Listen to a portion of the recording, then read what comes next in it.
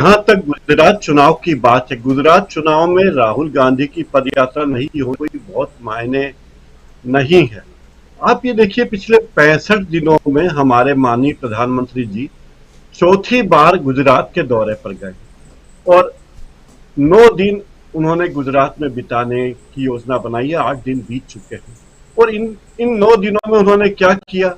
वे सूर्य मंदिर गए, अंबाजी मंदिर गए, पावागढ़ में माता जी के मंदिर गए, मेट्रो ट्रेन का उद्घाटन किया, वंदे भारत ट्रेन को झंडी दिखाई। तमाम वे काम किए जो कोई भी मुख्य चुनाव प्रचारक करता है। तो चुनाव प्रचार के कार्य के लिए प्रधानमंत्री वहां गए हैं।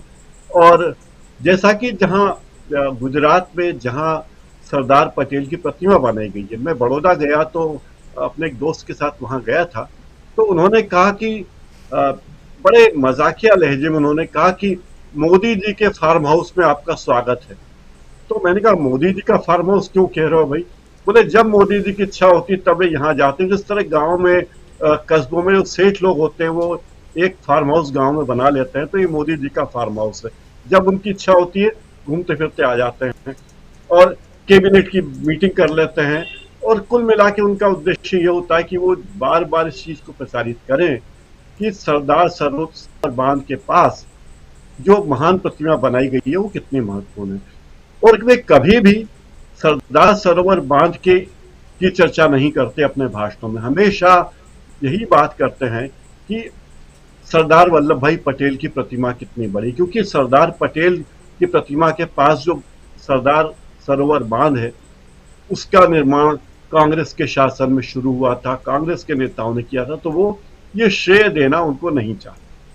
तो एक बात तो ये तय है। दूसरी बात है कि जिस तरह प्रचार का तंत्र चल रहा है और राहुल गांधी इस तरह के प्रचार से बचे हुए हैं, ये उनकी परिपक्वता है। ये बताती है कि राहुल गांधी परिपक्व राजनीतिज्ञ होते जा रहे हैं और हमारे माननीय प्रधानमंत्री एक परिपक्व राजनीतिज्ञ से एक ऐसे नेता के रूप में आ रहे हैं जिस नेता की जिसके फॉलोअर्स काफी ज्यादा हैं, लेकिन फिर भी लगता है कि उस नेता में विश्वास की कमी है। बार बार वे जा रहे हैं गुजरात, बार बार जा रहे हैं, उद्घाटन करते हैं, शिलान्यास करते हैं। और अब जिस 22,000 करोड़ की परियोजना का शिलान्यास उन्होंने किया गुजरात में, मूलतः वो नागपुर में लगने वाला था, वो प्रोजेक्ट नागपुर का था, लेकिन उसे उठा के गुजरात ले जाया गया।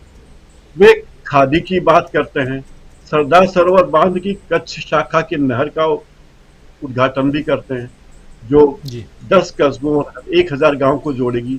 वे नवरात्रि फेस्टिवल में जाते हैं। तो इस तरह के सारे काम वे करते हैं जहां से उन्हें ये लगे कि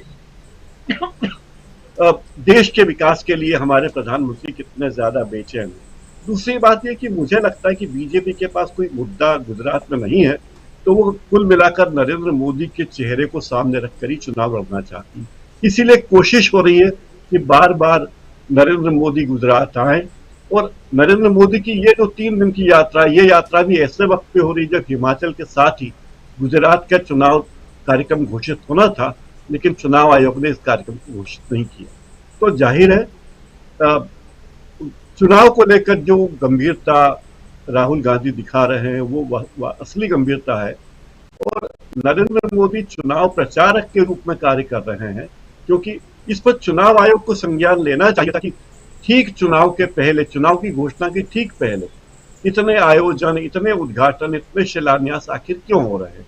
तो इस बारे में चुनाव आयोग को संज्ञान लेना चाहिए। लेकिन मुझे लगता है संज्ञान लेने वाले असली लोग गुजरात के मतदाता हैं और वे जानते हैं कि किन बातों का संज्ञान लेना है। और मैं गुजरात के मतदाताओं की गंभीरता को मानता हूं कि नवनिर्माण आंदोलन वहीं से शुरू हुआ था, जेपी का आंदोलन वहीं से शुरू हुआ था, आजादी की लड़ाई में भी गुजरात ने बड़ी भूमिका निभाई थी। तो मुझे लगता है गुजरात फिर आगे आएगा और रास्ता दिखाएगा देश को। राजीव जी जी बिल्कुल। सुमन दा को जल्दी जाना है, मैं फटाफट आपके पास ही आना चाहूँगा। फिर रामलेंदु उपाध्याय